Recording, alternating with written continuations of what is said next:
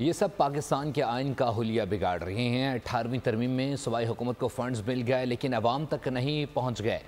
26वीं तरमीम अदालत में चैलेंज करेंगे। अमीर जमात इस्लामी हाफिज़ नईमुर रहमान कहते हैं कि अवाम कई सालों से IPPs का बोझ उठा रहे हैं। अगर हुकूमत ने IPPs के साथ मुआहदे ख़त्म ना किए तो मजबूरन कोई फ़ैसला लेना पड़ेगा।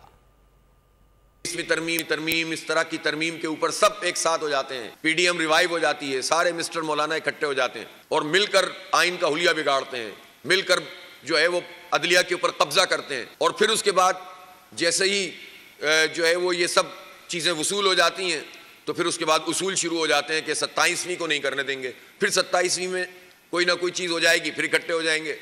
तो इन लोगों का तो काम यही है। 26वीं तरमीम के हवाले से हमारी मुशावरत का अमल जारी है, एक फेज़ मुकम्मल हो गया है और अनकरीब इंशाअल्लाह चंद दिनों में हम जो है वो इसको चैलेंज करेंगे अदालत में। सब्सक्राइब करें और बेल दबाएं ताकि कोई खबर रह न जाए।